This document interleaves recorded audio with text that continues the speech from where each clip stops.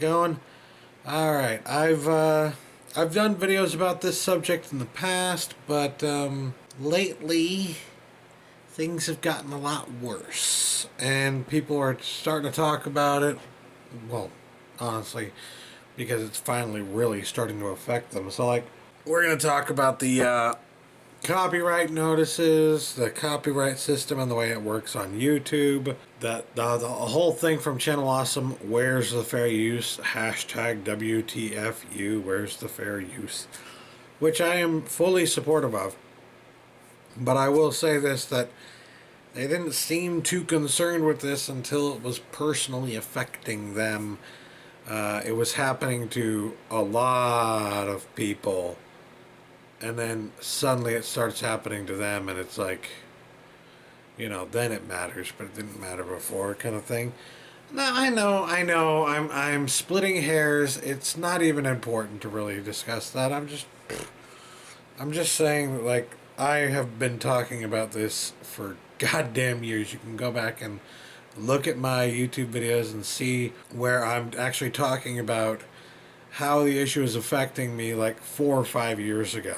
All right, we're talking about this has been around since the inception of the program that they instituted, wherein they have a program that actually picks these things up. So, like, if you upload a video onto YouTube and it has anything that can even be remotely considered as copyrighted content, it will more than likely be picked up by their system.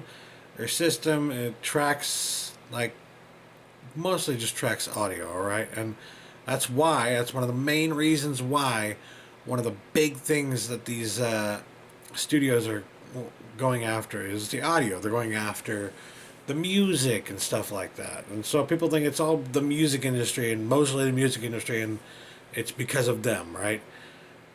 It's because YouTube made it possible for the music industry to profit off of their stupid mistake here. That's what's actually going on here, all right? And I say that because if YouTube had done a good job of making a program that could catch the video, then the copyrighted video, then you would see a lot more copyright strikes for video than you would for audio. But they haven't really quite figured out how to do that yet, and quite frankly, what they have gotten figured out has appeased the studios who were threatening to sue them, even though the studios would have lost in any court battle, but the YouTube couldn't afford to go to court over it, and they didn't want to, primarily because they don't make any money. You look at how much money YouTube makes every year versus how much they spend every year, and they constantly run a deficit. So anybody who thinks, oh, YouTube, it's the biggest video sharing platform in the world, they must have millions of billions of dollars. No, they don't. They spend more than they make consistently every damn year. And that trend is only continuing to get worse, and it would appear that Google would prefer to use YouTube mostly as a testing bed and mostly as a, hey, look, we're Google and we have YouTube kind of thing. They use it to promote their own services and to, improve their own services. So, for instance, you got things like Google Hangouts, which is a direct competitor to something like Skype. So, of course, when they've got stuff like that, it's like, look what we can do, look what we can do. It's a tech company essentially bolstering their own image. I think that's very much what YouTube means to Google. So on that level, it's not really important to them to fix this problem, because that would cost money that they don't want to spend. Also, it's not important to them to fix this problem because they don't see YouTube necessarily as a viable option for earning money. They don't see YouTube as a viable option for doing anything other than bolstering their image, right? So ultimately, so long as they're providing a service to people with YouTube wherein they can upload videos and all this content, which costs boatloads of cash to keep up on their website. by the way. So long as they're providing that service, they don't care. They don't care, all right? And the proof that they don't care is in the pudding. When I say that they don't care, I'm not saying that I don't care. Obviously I care, and it bothers me, and I wish they would do something. But I'm being realistic here, and I'm saying based on what I've seen from them, based on the attitude and the way that they approach YouTube, Google has not shown any indication that they see YouTube as anything that they want to branch out with or do anything other than use.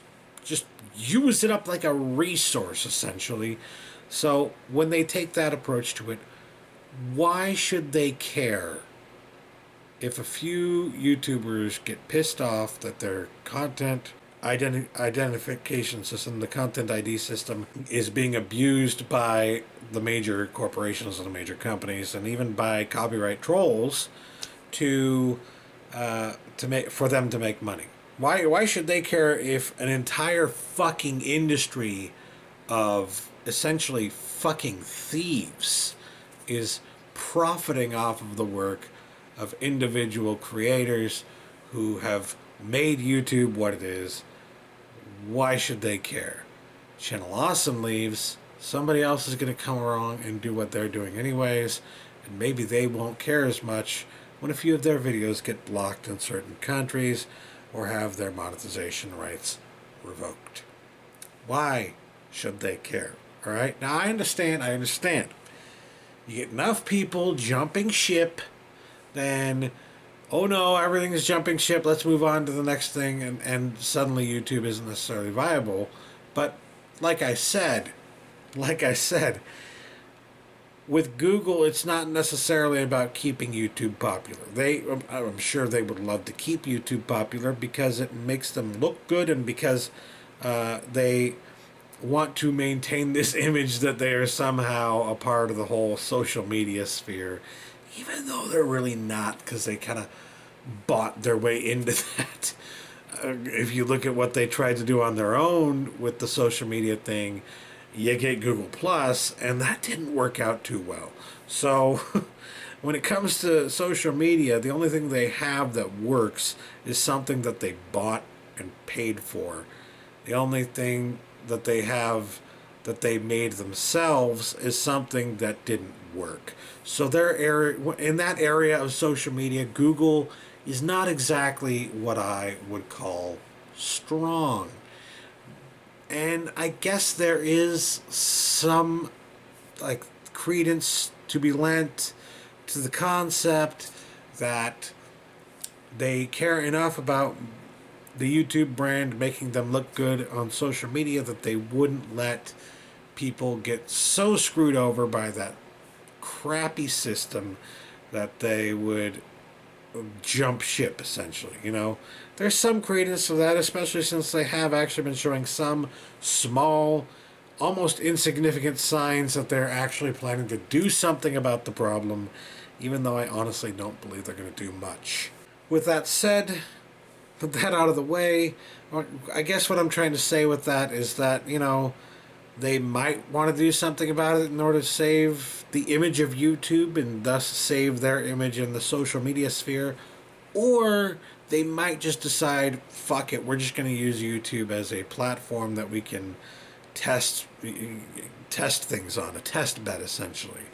And that might very well be what YouTube becomes for Google, is just a test bed that costs money for them, but helps them and allows them to develop technology in other areas, and it helps them and allows them to develop things that maybe will allow them to enter the social media sphere somewhere else, somewhere down the line, and maybe make a good break into social media somewhere down the line, as opposed to what they've got right now, which is kind of disjointed, because you've got YouTube, which they bought, and the Google Plus, which is just a mess. So they've got a couple of options when it comes to YouTube. All right, they can either give a fuck and do something about the problem, or not give a fuck and decide that they're just going to use it for a test bed. And like, I gotta figure if I'm YouTube, it's kind of a 60-40 thing here about what you do. It's not necessarily, if I'm Google, I mean, it's not necessarily all, well, fuck, we gotta do something to save this, or, well, fuck this, we're gonna get out of here. It's mostly just like weighing the options kind of thing from a business standpoint, all right? So when you've got that kind of situation going on, and you've got a bunch of people yelling at you trying to get you to fix a problem with your website that you paid for. Like, we've seen what happens when a company buys a website, buys a major name on the web. Things go to shit, and then people complain that things go to shit. What happens when we see that generally? Generally speaking, literally nothing happens. They don't change anything, they don't do anything, they don't fix anything, because in their mind, they've bought the name, they've bought the product.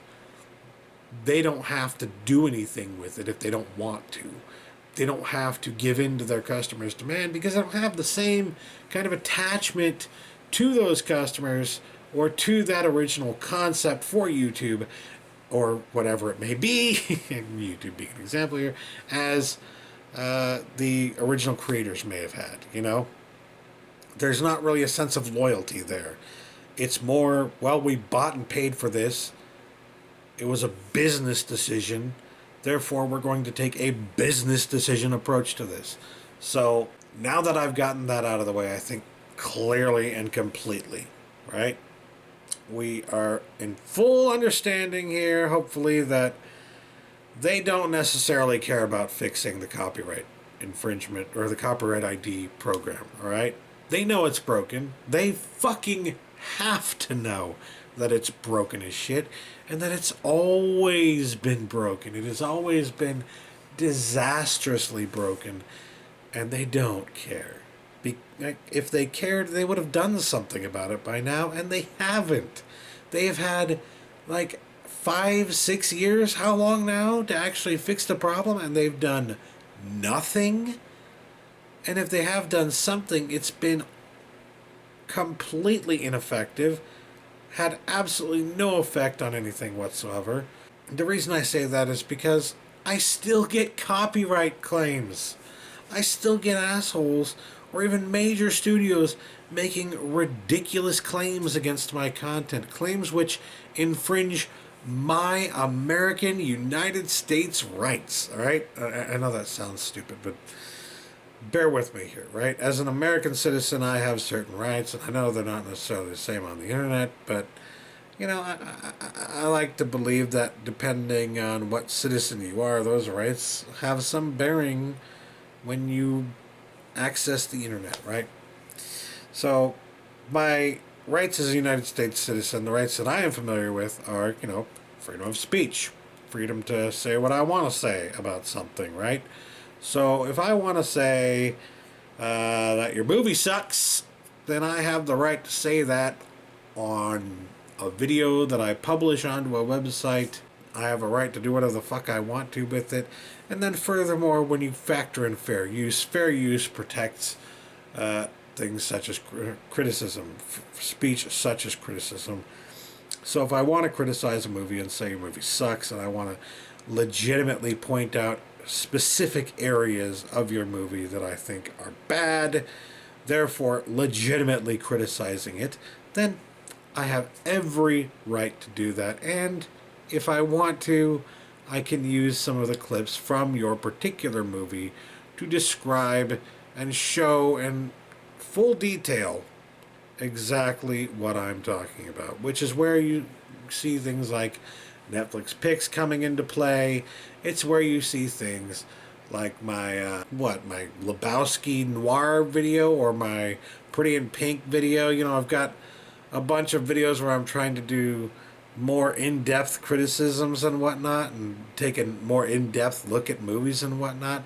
In order to do that, and in order to talk, to show you what I'm talking about, I need to actually show you what I'm talking about. I need to show you the examples, the evidence from the films themselves that I'm talking about. So that's why when I did the Lebowski video, I showed examples, footage from The Big Lebowski. That's why when I did the Pretty in Pink video, I showed you examples, footage from Pretty in Pink. I need to have the right to do that and not have a copyright strike made against me, or, be threatened with something like that in order to actually make that kind of a statement.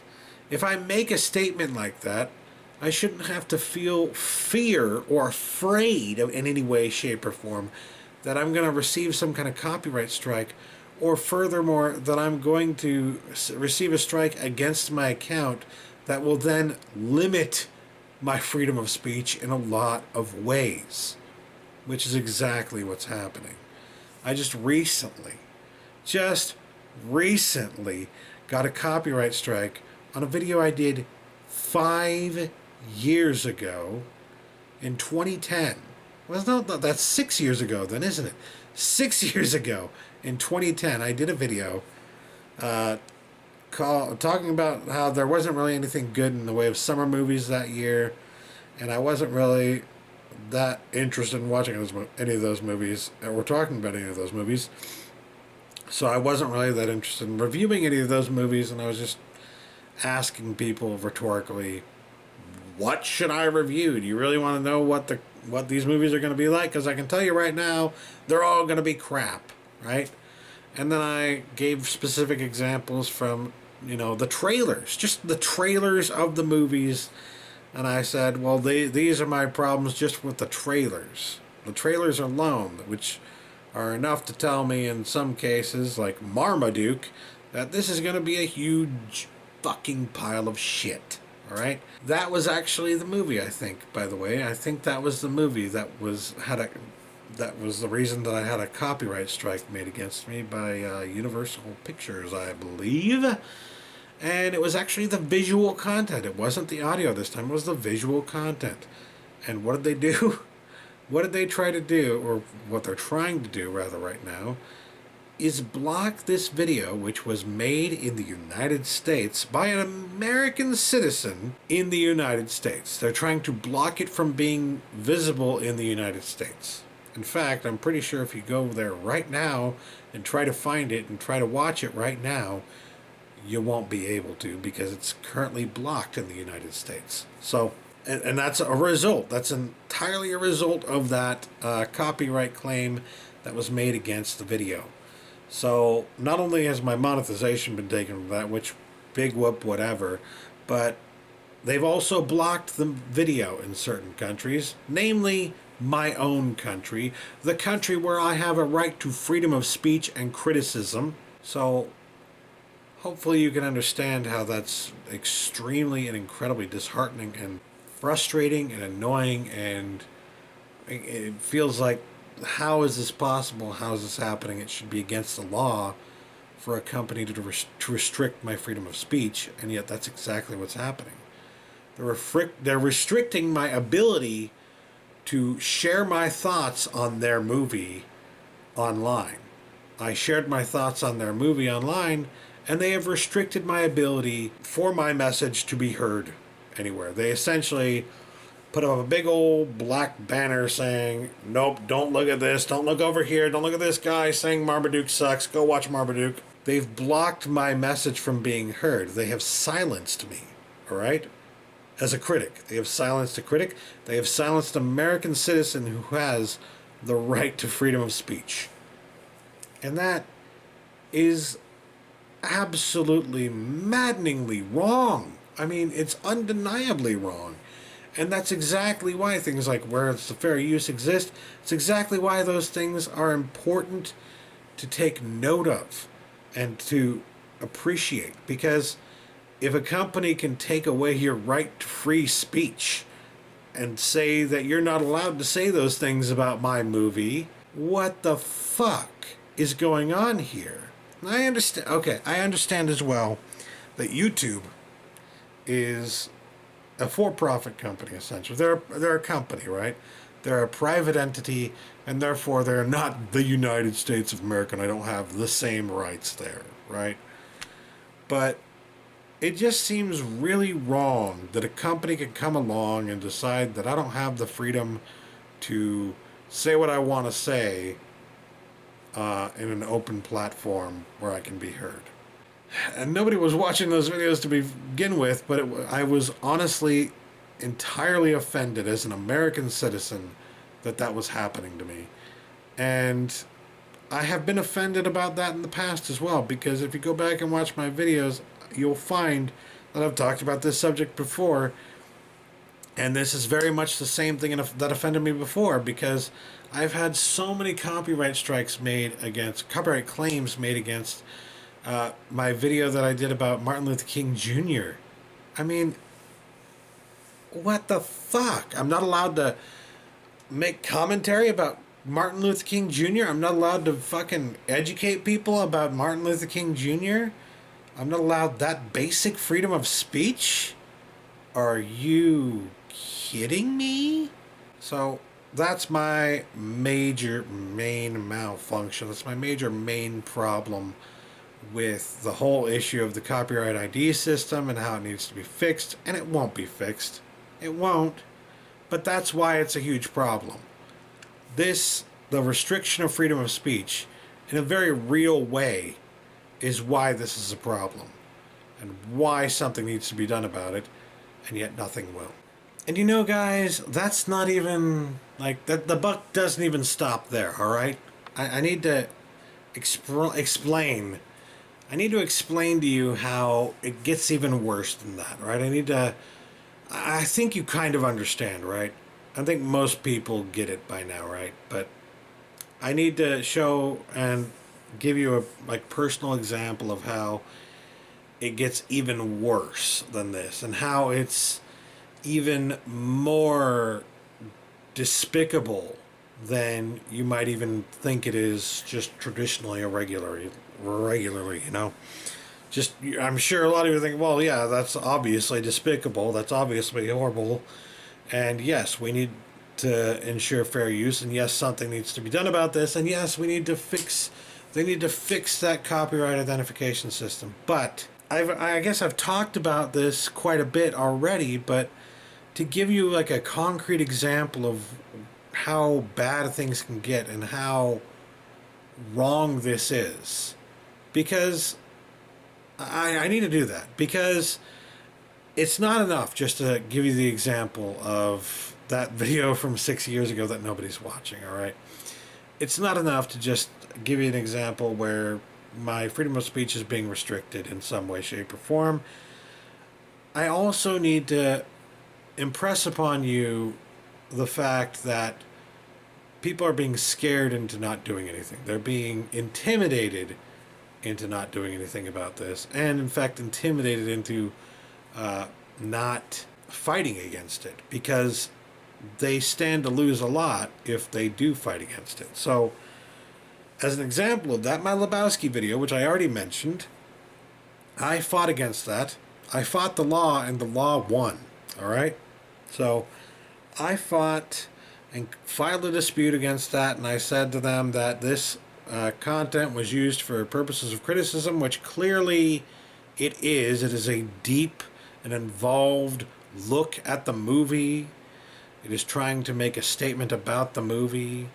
It is using examples from within the context of the film in order to make a case about the film, which is the definition of criticism.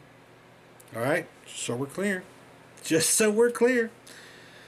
Criticism. It is protected under fair use, undeniably, unquestionably, and anybody who watches that video can see and understand clearly and easily that it is criticism, undeniably criticism of the film. And yet, even though I made a claim stating that this was a false claim, even though I made a statement stating that this is a false claim and that this falls under fair use because it's criticism, and I shouldn't have to have my video blocked in certain countries, and that I should have access to whatever the earnings are or whatever, you know.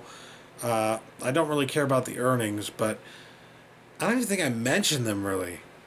But what I did say is that this is my content. I spent a lot of time making this content, and I don't want you profiting off of it because I'm the one who worked at making that criticism.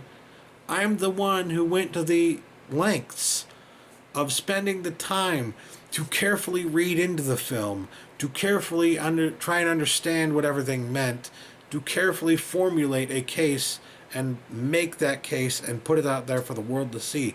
I'm the one who spent, I think it was like 12 hours making that video.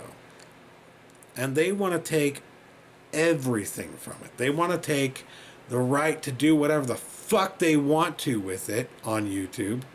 And they want to take all the monetization from it. They want to take all of my power over that video. Except for the power to delete it myself, which I do have that power still. They want to take all of that power away from me. So I made a statement and I said, I have a, what is it? They have you have a good faith belief that this is fair use kind of thing. So I made that statement. I went through the dispute. I made the dispute and they rejected my dispute. They rejected my dispute, which anyone could see, anyone can plainly see is a legitimate dispute, that this is legitimately criticism, and they legitimately do not have the right to do anything with my content that I created because it is criticism and falls under fair use. Anyone can see that's the case. Anyone can see with their eyes that it's fucking plainly true, right? And yet they rejected my claim. And that shows you that they rejected my dispute. And that shows you how much power the studio has. Because what a dispute is, what a copyright dispute on YouTube is it's a dispute being sent to the studio. YouTube essentially has no say. They have no play in this. What happens is that a content creator or whatever, or a studio, whatever it may be, they make a claim against your video, and immediately YouTube gives them access to do whatever the fuck they want to, essentially, with the video, except for deleting it entirely, which of course they can actually do if things get far enough. The point is, they have all of the power. YouTube is the intermediary, essentially. They don't really do much of anything except for to hand one message off to this person and then hand another message off to this person and hand another message off to this person. And of course, in the initial claim which is made, they hand over the rights of the video essentially to the other party. And then the other party has the rights to those videos, and it's up to you to say and make your claim or make your dispute that actually I deserve the rights to my own video because I am criticizing your work and that falls under fair use, so you don't have the right to this video, only I have the right to this video. And that dispute then gets sent by YouTube to the new owner of that content, essentially, and they get to decide if they want to listen to your claim. They're essentially like that asshole in Gladiator, like this. 90% of the time, that's what they're doing, all right? That's what's happening, is that they hold every last percentage point of the power. 100% of the power. YouTubers have absolutely none of the power. If we had any power whatsoever, YouTube would be more of an intermediary and they would actually be listening to our claim and making a decision for themselves, but they can't do that because they're not legal professionals. So they can't actually make a legal decision like that. It's up to the people who do have legal teams and whatnot, and those are, of course, the people making the claims against your content. And so if they decide, for whatever reason, that they wish that your claim, that your dispute has no merit, even if it does, even if you can take this to court and prove unequivocally that this claim has merit, that this dispute has merit. They still have every right, and well, not every right, mind you, but they have every power. They have all the power to decide for themselves. Meh, no, I don't think so. No, I don't think you do. I don't think you have the right to this. This is my content. No. That's how this works.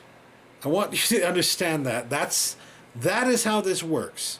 It's not that there's a certain amount of power to one person, the YouTuber, and then a certain amount of power to the studio or claimant.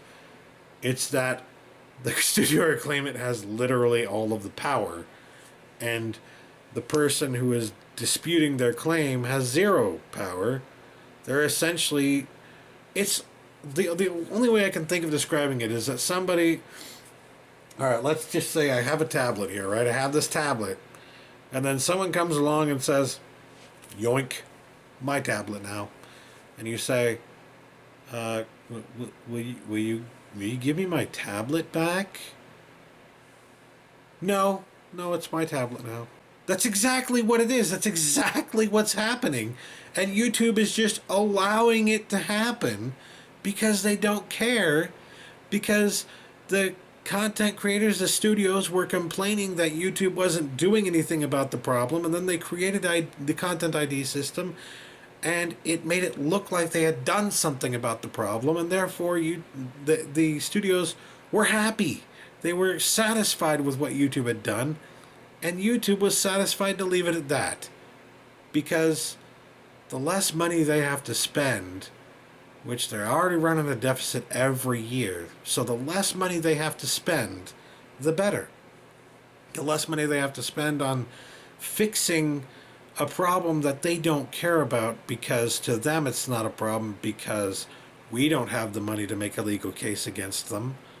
So the studios are the ones that have the money to make a legal case. The studios are happy now. We're not happy, but we don't matter because we don't have the same amount of money that the studios have. We don't have the same power legally that the studios have. Like, legally, we have several legs to stand on. We have every leg to stand on. If we brought this up in court, shit would get done. But how many YouTubers have the money that it would be necessary to fight a long-standing battle in court in order to prove a point and to get this problem fixed? How many of us have the power to do that? Like, monetarily speaking, speaking of wealth that would be required to actually do something about the problem. No, none of us. Almost none of us. Even Channel Awesome, even the biggest YouTubers typically do not have enough money to solve the problem. And those who do have enough money to solve the problem, your PewDiePies, your top 10 channels, the ones earning hundreds of thousands, if not millions of dollars off ad revenue, YouTube protects them.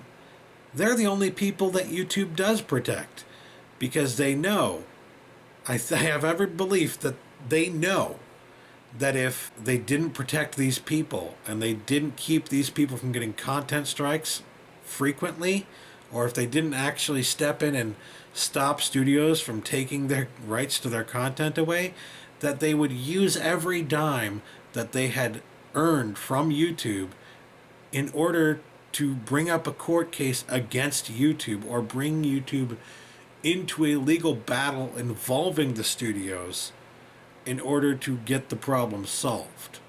And it's not that YouTube necessarily is against solving the problem. They're against spending any money that would be required to solve the problem. It's business. It comes down to dollars and cents, people. It's not that YouTube is evil. It's that they are a business and they don't care. Because ultimately it would cost money to care, and they don't have money to spend on caring. So if you want to know why nothing gets done, the proof is in the pudding. If YouTube really cared about doing something about this, then they wouldn't only do it in the case of the top 10 YouTubers. The mere fact that they only do something about this problem when the people involved are earning enough money to do something to stop them, like legally. The fact that that is the case, that they're only doing something about this when people are earning enough money to actually be a threat to them and to be a threat to their wallets, essentially, in terms of legal costs. The fact that they only care about solving the problem when the threat of legal costs come into play is indicative of the fact that it all comes down to dollars and cents, and they don't care about the small-time YouTuber, and they aren't going to change anything for the small-time YouTuber because it costs money. It would cost too much money to solve the problem, to fix content ID, or to give people power. If you gave the YouTubers power, that would mean taking power away from the studios, and then the studios wouldn't be happy, and then they would bring up a court case. It is just messy. The only people who are not going to bring up a court case are the people who can't afford to do that. You and me. So of course you and me are going to get the shaft. That's how this works in a modern business-oriented world. And unfortunately, a result of that, a circumstance of that, whether intentional or not, is that your freedoms, my freedoms, are being restricted, actively restricted by corporations and companies and studios. Intentionally. I think that can be said. Intentionally. They are intentionally taking your content away from you and saying, well, because it uses 2 seconds of audio or 2 seconds of video from my content, I now claim all of it for myself, including your criticism that you worked so hard on. And the problem with this, like if you want to get even deeper into this problem, with the example that I gave of the Big Lebowski thing, I can't fight it again. They have rejected my dispute, and once they reject your dispute once, if you go back afterward and make a case against them afterward, and they decide a second time that you were in the wrong, even if you weren't, because they have all the power, remember, so they can do that if they want to. If they decide a second time after you fight it for a second time that you're not correct and that your content is actually their content and that it doesn't fall under fair use, if they make that decision, if the studios make that decision for you, because they have all the power, guess what happens to your account? Your account gets a strike made against it. Like, not like a strike, like, oh no, they made a strike against you and now your video content is theirs. No. When I say strike, I mean like 1, 2, 3, you're out kind of strike. And the first strike, as has been brought up by Channel Awesome with the Where's the Fair Use thing, the first strike can oftentimes be enough to completely limit your ability to profit off of your content, to make whatever kind of content that you want to.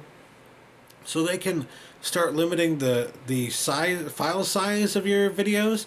They can start limiting the length of your videos, and they can start limiting your ability to monetize them, and more. They can start deleting videos from your account. They can just start really fucking up your channel in a way that is almost impossible to recover from.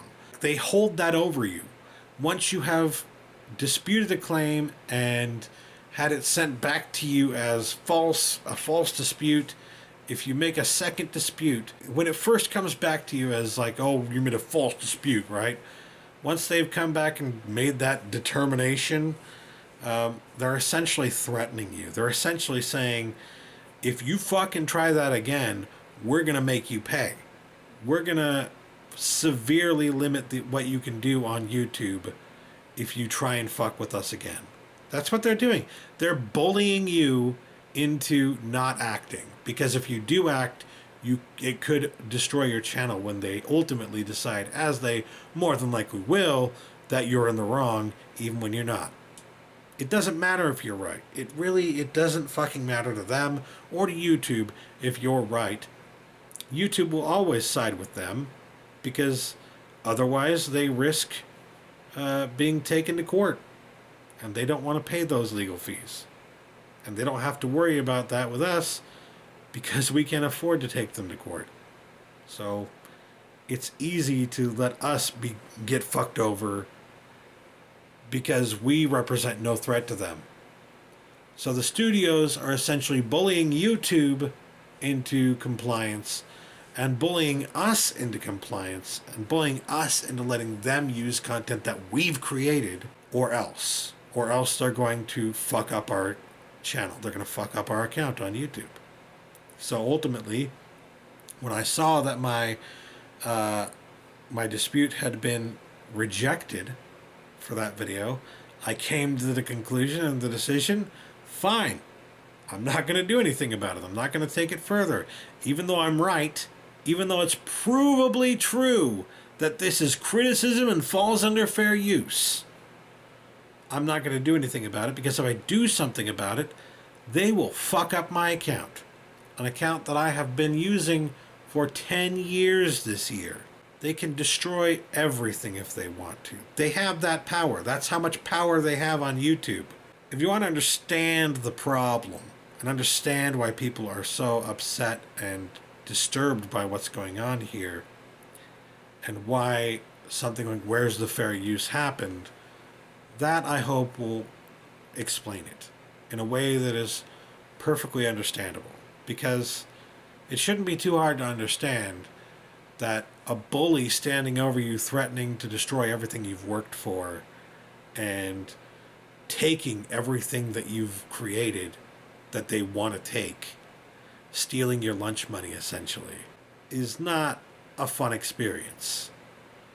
And it shouldn't be something that anybody has to suffer through on the internet. But as I've said before in several times in other videos, despite what you may think, despite how it presents itself, the internet is still the Wild West. Companies are still allowed to get away pretty much with fucking murder online, and there's very little that we are capable of doing about it right now.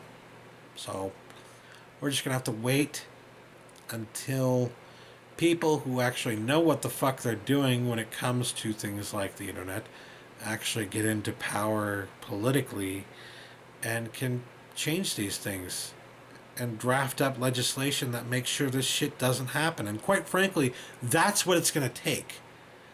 There's nothing that we can do that's going to make YouTube change anything unless we actually bring it to our congressmen. That's what it's going to take. You're going to have to bring this issue up with your congressman and tell them that something needs to be done about it on a federal fucking level.